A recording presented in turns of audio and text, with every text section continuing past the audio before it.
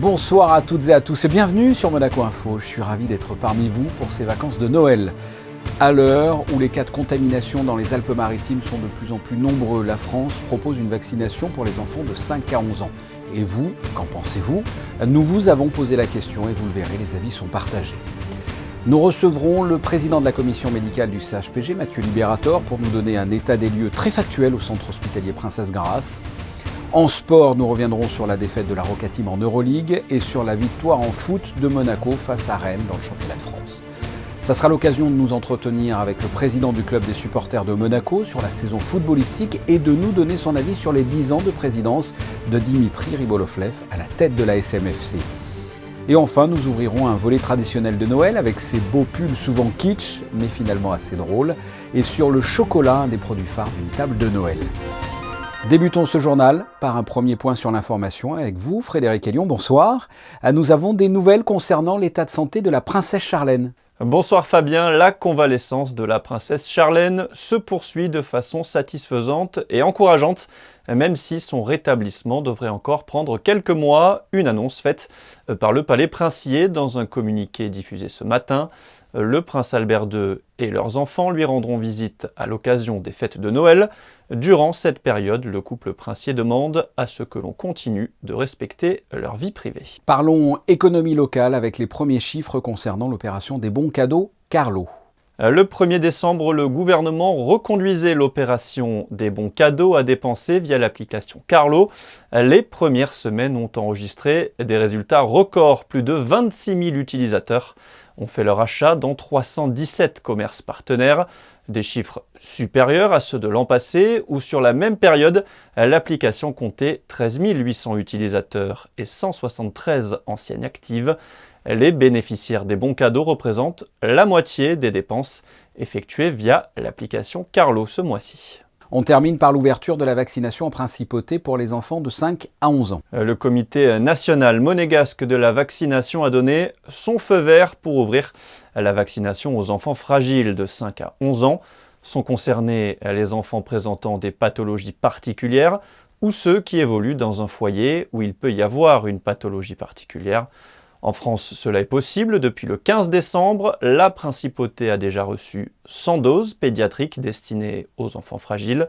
Cette vaccination gratuite et volontaire est réalisée au Centre national de vaccination, situé à l'auditorium Régnier 3, en présence d'un représentant légal de l'enfant, sur présentation d'une prescription médicale d'un pédiatre et de l'autorisation parentale de vaccination. Et vous, êtes-vous favorable à la vaccination des enfants? Christine Datomel est allée recueillir votre avis. Écoutez, j'en ai un qui est vacciné et l'autre non, donc après chacun fait ce qu'il veut. Moi je suis vaccinée, après les enfants c'est difficile de savoir. Après non, mais je pense qu'on n'aura pas trop le choix pour faire des activités parce qu'il fait pas mal de sport, donc déjà pour le sport il était obligé d'être vacciné, donc c'est un peu compliqué. Ouais. Après, si j'aurais le choix, je le ferais pas. Moi, je pense que c'est mieux de se vacciner pour pas avoir le Covid, parce que après, quand tu es à l'hôpital, tu dis pas j'aurais dû me vacciner, c'est trop tard. Donc du coup, c'est mieux de se vacciner, je trouve. Pas encore. Le principe de précaution qui s'applique, c'est qu'en l'état de la science, quand on a une incertitude sur les effets potentiels sur du long terme d'un médicament ou d'un vaccin, ça s'y oppose. Alors franchement, c'est poser la question avec mon mari la semaine dernière, quand on a entendu que ça commençait à... Et je suis pas très... Non. On est vacciné avec mon mari, mais je pense pas le faire pour ma fille. Oui et non. Alors d'un côté, non, parce qu'on n'a pas assez de recul, on ne le sait pas encore. Et puis une personne qui se fait vacciner à 50 ans, bah, forcément, aura peut-être moins de conséquences qu'un enfant de 5 ans. Et en même temps, oui, parce que c'est peut-être eux qui prolifèrent aussi le Covid. Donc j'ai vraiment un avis partagé sur la question. Vous l'avez entendu, beaucoup d'hésitations concernant cette vaccination chez les plus jeunes. Cette thématique nous amène directement à notre premier invité. Si on s'arrête à mercredi soir, 269 personnes étaient suivies à domicile, 25 personnes prises en charge au CHPG et 5 patients, dont un résident, sont soignés en réanimation. Nous sommes avec Mathieu Libérator. Bonsoir. Bonsoir. Vous êtes le président de la commission médicale du CHPG. On le voit depuis plusieurs semaines, nous sommes bel et bien dans cette 5e vague avec un nombre de cas important chaque jour. Quel est votre constat à l'hôpital ? C'est clairement monté en charge avec une fréquentation beaucoup plus importante du service des urgences et des entrées beaucoup plus importantes, que ce soit dans le service d'hospitalisation conventionnel ou en réanimation, donc de patients qui présentent cette forme d'infection Covid avec un retentissement respiratoire et qui nécessite une hospitalisation. Donc on est clairement bien dans cette 5e vague. On ne sait pas si on est déjà au plateau ou en tout cas où est-ce exactement qu'il se situe. Est-ce que les vaccinés ont des conséquences aussi graves que les non-vaccinés? Dites-nous tout sur le stéréotype de la personne qui est au SHPG. L'hôpital de Monaco, en temps normal, a un service de réanimation de 8 lits. Donc il y a 5 lits qui sont occupés aujourd'hui par des patients Covid. Donc le problème de ces patients-là, c'est qu'ils embolisent en quelque sorte ces lits pendant une période plus longue que les patients classiques. Et les 5 patients en réanimation aujourd'hui sont tous non vaccinés, donc aucun n'a eu la moindre dose de vaccination, donc 5 patients non vaccinés. Et pour vous donner aussi quelques éléments de chiffres, le plus jeune a une 50aine d'années et aucun de ces 5 patients n'a plus de 80 ans. Donc ce sont quand même des patients qu'on peut considérer quand même comme relativement jeunes. C'est pour ça qu'on fait cette communication, pour que les gens de cette tranche d'âge qui se considèrent un petit peu à l'abri et qui n'ont pas encore répondu aux appels à la vaccination se disent bon, c'est peut-être pas trop tard et il est temps que j'y aille maintenant.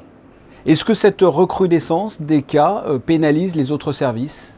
Qu'il s'agisse de l'activité programmée, donc d'hospitalisation programmée, de chirurgie programmée, ou qu'il s'agisse des prises en charge urgentes de pathologies Covid ou non Covid. Jusqu'à maintenant, nous avons pu faire face à l'ensemble de cette activité, contrairement aux hôpitaux du département voisin qui ont commencé à déprogrammer depuis une dizaine de jours en activant le plan blanc avec des déprogrammations massives. Donc pour l'instant, aucun patient n'est pénalisé en principauté du fait de cette recrudescence de cas Covid.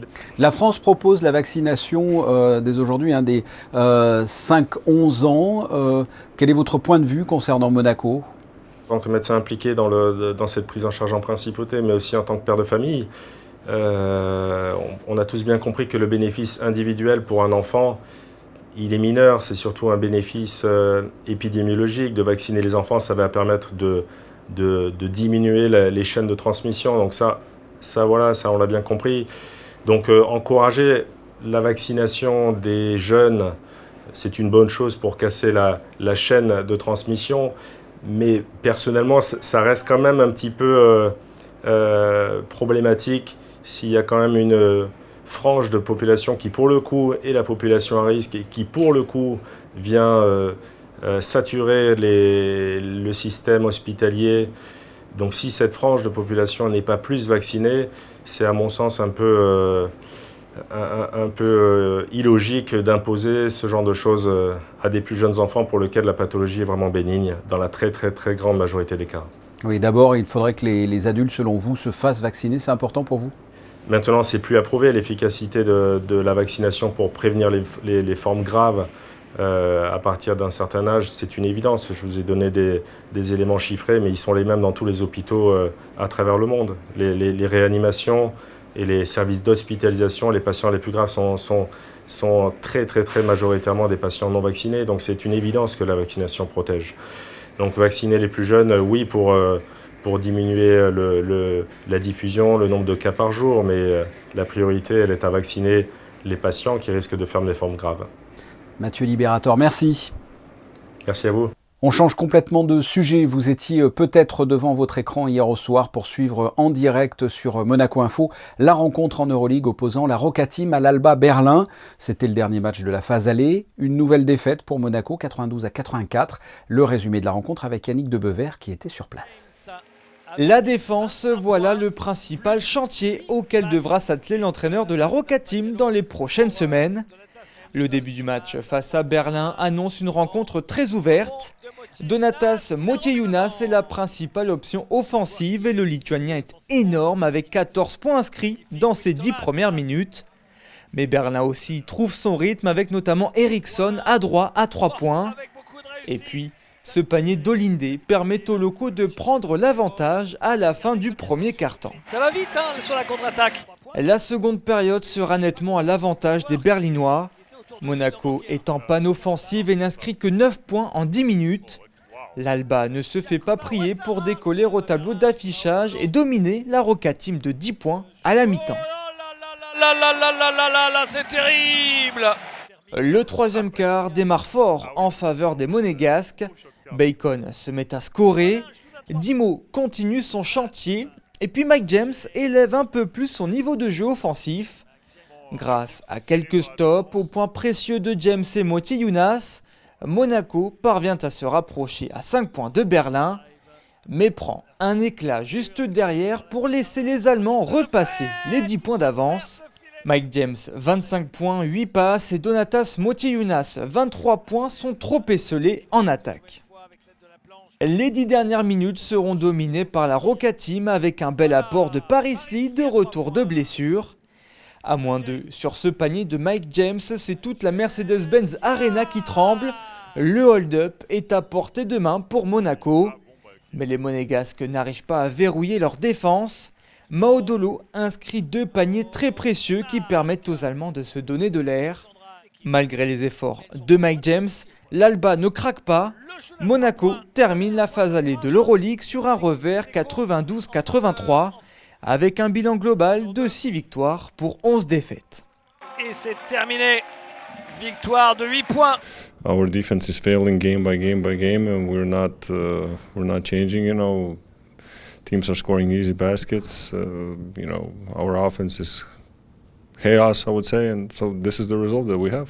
There is a chance, you have to strive for it. You know, so I hope everyone is going to try, but you know, realistically, looking at the situation is not in our favor.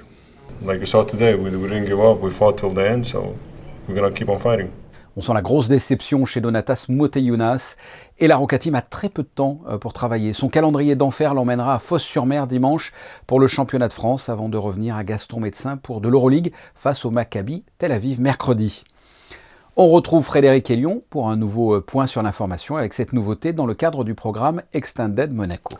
La principauté va se doter d'aires de livraison connectées courant 2022. Elles auront pour objectif de faciliter et optimiser la livraison de marchandises et de colis sur le territoire monégasque. Je vous propose d'écouter à ce sujet Frédéric Kapler, directeur adjoint de la DPUM, au micro d'Alexandra Pani. On s'est aperçu que à travers le e-commerce, la livraison de petits colis, voire même de colis plus importants, notamment des canapés ou des frigidaires qui étaient livrés en principauté, ce système-là avait explosé complètement. Et on avait du mal à gérer tous les expressistes qui viennent livrer donc en principauté et qui n'avaient pas nécessairement optimisé leur tournée. On a trouvé le concept de point d'accueil marchandises qu'on a localisé dans l'opération d'entrée de ville, dite EVOS, d'accord, et qui est en cours de réalisation. Et dans ce local, les expressistes extérieurs à la principauté viendront déposer les quelques colis qu'ils ont livrés.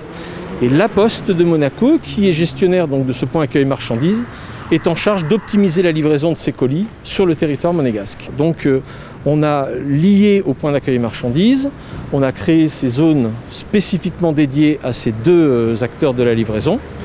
Et ces aires-là sont non seulement matérialisées d'une façon différente, mais en plus elles sont monitorées grâce donc à des capteurs qui sont positionnés autour de cette aire.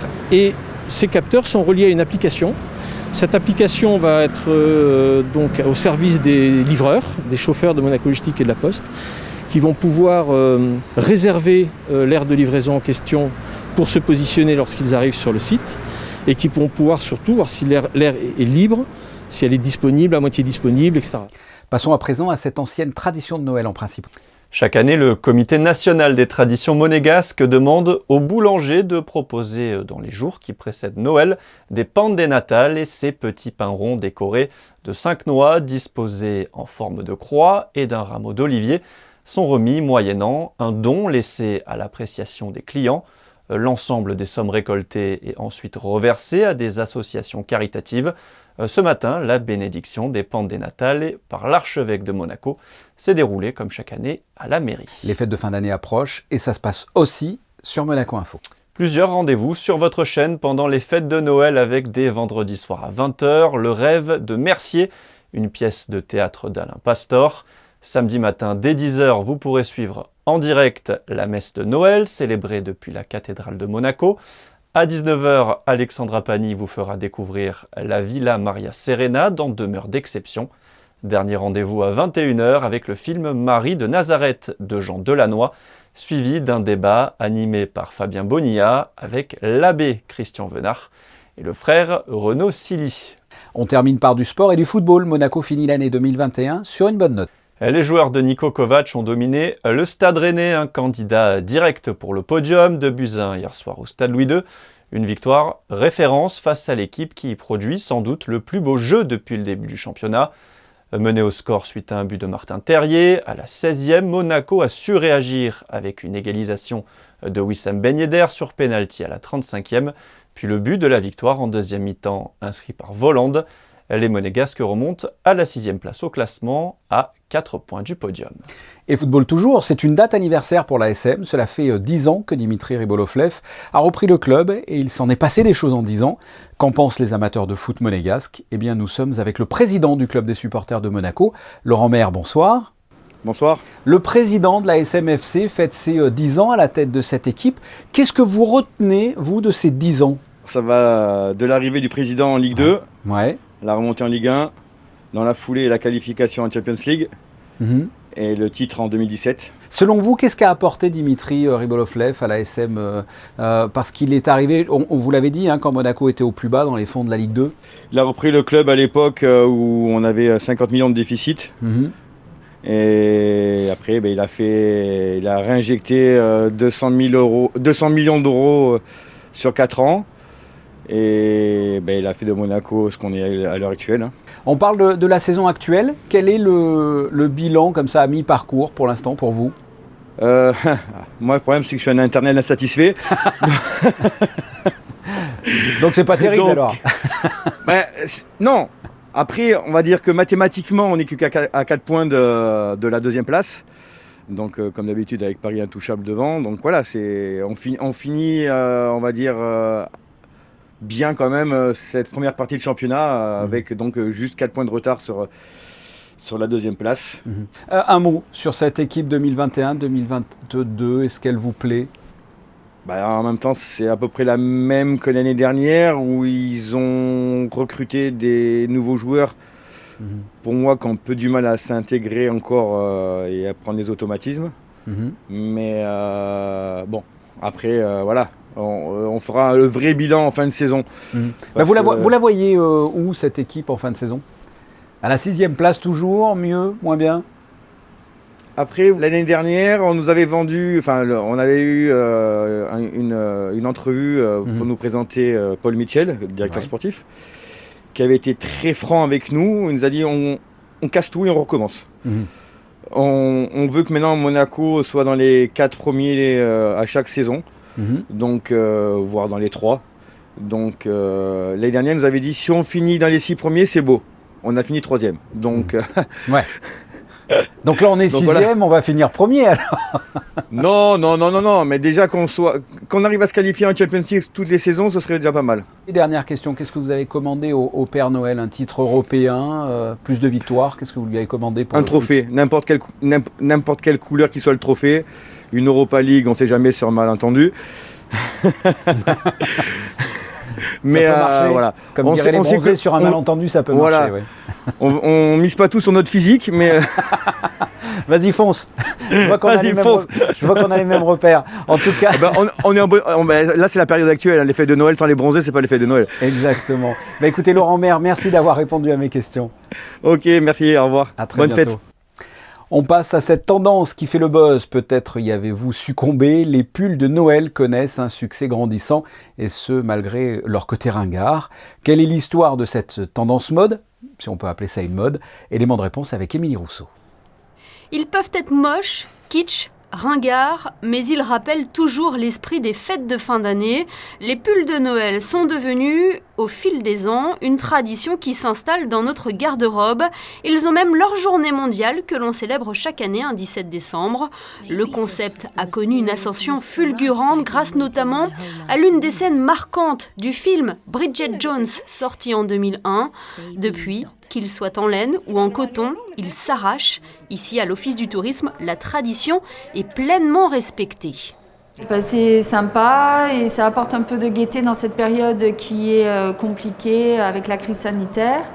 Et ensuite, nos équipes qui sont à la direction du tourisme dans les bureaux à Fontvieille se prêtent au jeu également. On récupère toutes les photos de chacun et on fait un joli post sur le réseau social du gouvernement qui nous permet de souhaiter de belles fêtes à toute l'administration. Les grandes marques ont évidemment surfé sur la vague, tout comme les clubs de football.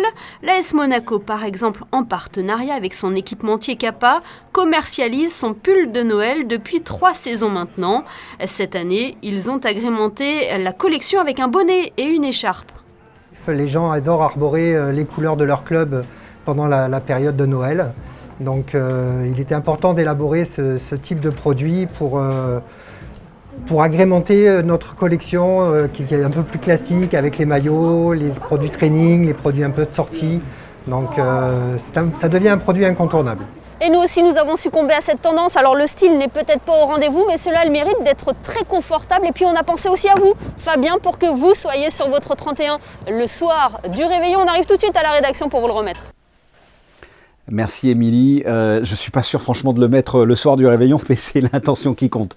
Après les pulls de Noël, une autre tradition qui fait peut-être moins mal aux yeux, mais un peu plus mal au foie quand on en abuse, les chocolats. Quelles sont les tendances de cette année? Reportage de Juliette Rappert.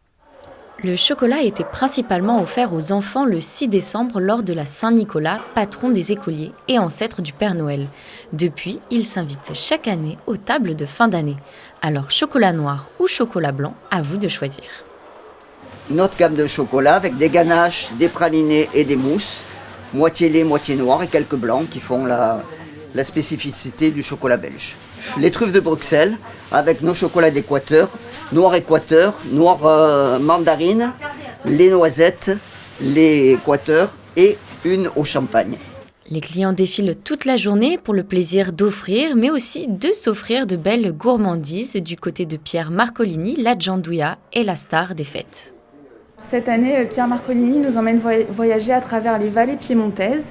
La collection, elle se décline autour du giandouilla à base de noisettes. Donc on a toute une collection autour de cela. On a notamment des malines étoiles où vous avez 36 étoiles et à l'intérieur vous avez une déclinaison de giandouilla avec de la nougatine, du caramel, des éclats de gruau caramélisés. Puis ensuite on a des pièces qui sont beaucoup plus importantes. On a notamment une couronne céleste. Donc toujours avec cet esprit de partage autour d'une table où on va couper à la tranche et à l'intérieur entièrement fourré avec des fruits du mendiant, des éclats de gruau, des notes de caramel qui assez coulantes à l'intérieur. Et puis bien entendu, on a aussi nos boîtes à chapeaux avec des compositions sur mesure. Denrée de luxe réservée pour les grandes occasions, le chocolat est très apprécié aussi pour ses bienfaits pour la santé. Alors n'hésitez pas à vous faire plaisir avec ou sans modération. Plutôt avec modération en ce qui me concerne. C'est l'heure de jeter un coup d'œil sur vos prévisions météo. Quel temps est prévu pour vendredi, Frédéric? Fini le soleil, Fabien, le temps va se dégrader à partir de vendredi où des averses sont attendues en fin de matinée et dans l'après-midi. Les températures seront comprises entre 8 et 12 degrés vendredi 24 décembre. Nous fêterons les Adèles. Merci Frédéric. La suite de vos programmes sur Monaco Info. Mais avant cela, vos photos de fin de journal de Manuel Vitali. Vous en avez vu en vidéo. Vous allez en voir en photo maintenant les plus beaux pulls de Noël de la direction du tourisme et des congrès. On se retrouve, si vous le voulez bien, demain 19h. Merci pour votre fidélité. À très bientôt. Au revoir.